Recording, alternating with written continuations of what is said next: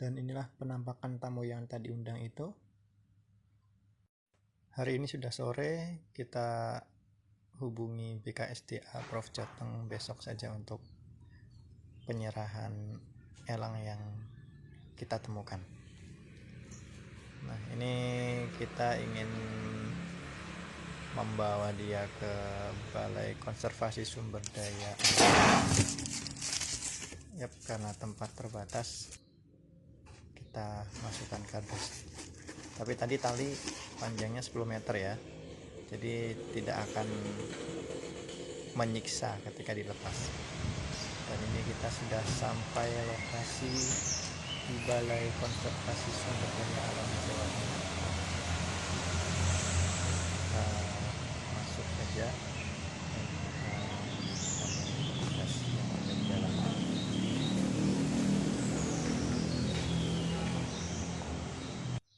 Nah, setelah kita ketemu petugas, ini dia petugas yang ada di sana.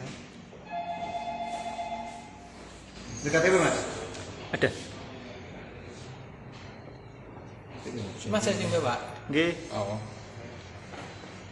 Anakan di tuku nemu Kemarin mampir di pekarangan, terus masuk ke garasi. Kita tangkap juga dia nggak perlawanan, Pak. Jenis apanya, Pak? kayaknya sih. Kok video apa data ya?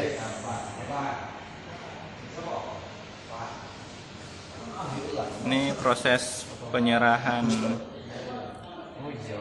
elang di kantor BKSDA Provinsi Jawa Tengah Semarang.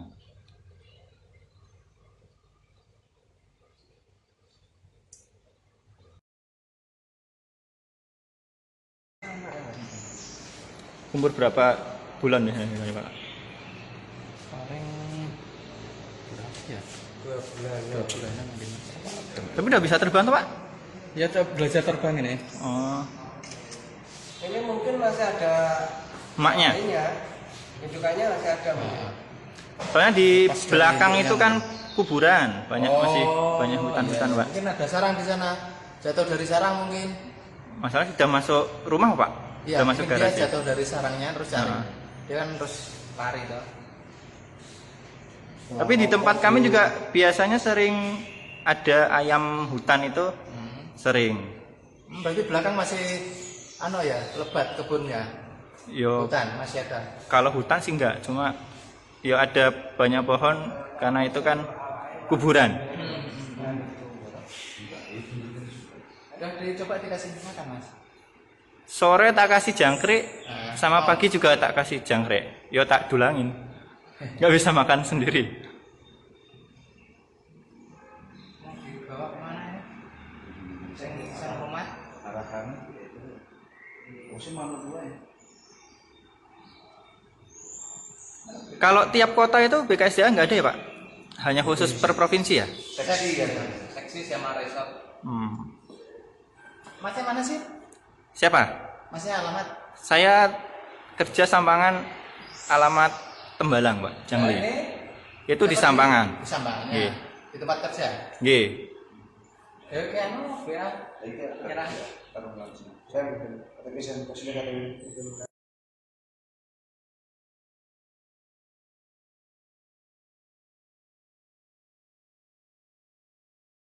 Biasanya makanannya apa, Pak, kalau itu, Pak? Ya kalau sudah terpelihara biasanya lele, daging ayam. Oke. Ya satu aja.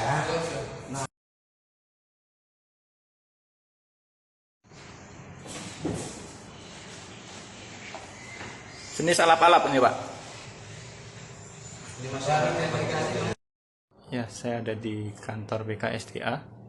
Sudah menyerahkan elang dan ada pertanyaan yang ingin saya tanyakan ke petugas di sini. Ada Mas Rimba yang mungkin akan menjelaskan sejauh mana proses izin untuk penangkaran itu bisa dikeluarkan oleh BKSDA. Monggo, Pak. Izin penangkaran itu diberikan terhadap perorangan ataupun badan usaha. Penanggaran itu diberikan untuk satwa-satwa yang dilindungi maupun yang tidak dilindungi. Untuk izin penanggaran sendiri itu ada berbagai syarat. Salah satunya ya memiliki kandang yang memenuhi kriteria. Terus syarat administrasi lainnya adalah seperti surat keterangan gangguan lingkungan dari kecamatan. Itu salah satunya. Kalau untuk perorangan berarti KTP sama surat keterangan dan membuat proposal pengajuan izin penanggaran.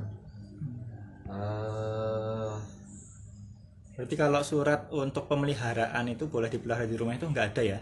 Tidak ada istilah surat untuk pemeliharaan, adanya izin penanggaran. Kalau yang dipelihara itu hasil keturunan F2 hasil penanggaran yang dibeli langsung dari penanggaran yang sah, biasanya satwa itu sudah dilengkapi dengan surat angkut dan sertifikat hasil penanggaran generasi F2. Boleh dipelihara di rumah itu? Boleh dipelihara. Ditanggarkan apalagi. Nah, untuk satwa generasi F2 apabila diajukan izin penanggaran itu cukup izinnya sampai hanya di Balai KSDA Jawa Tengah.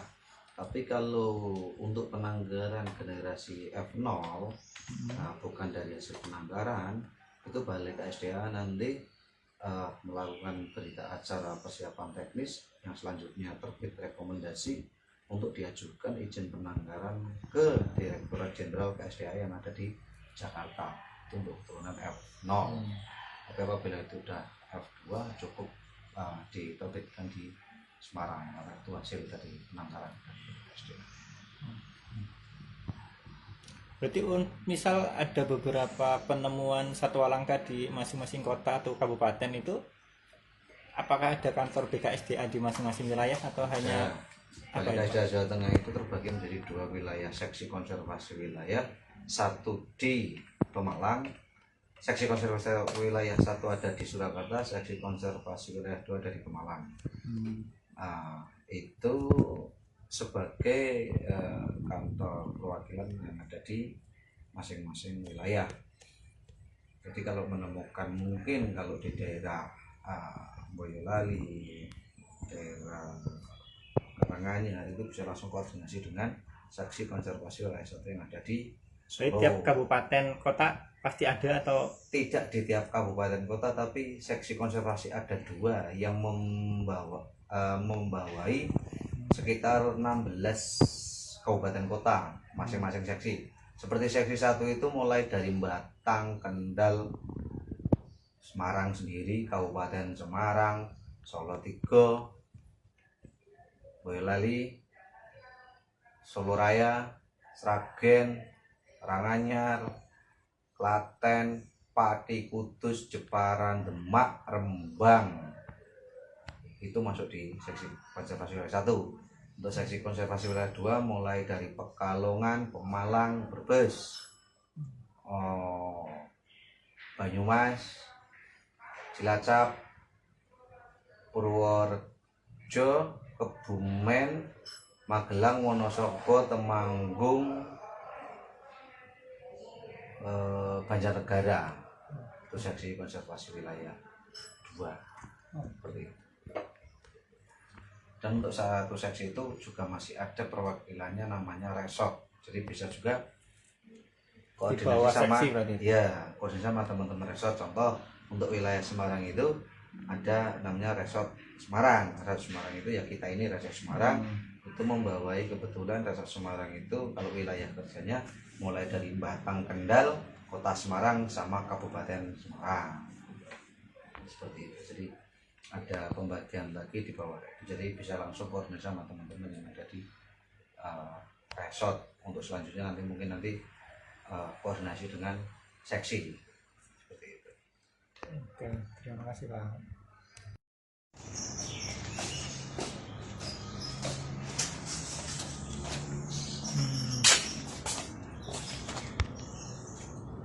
Jumlahnya berapa ya Pak?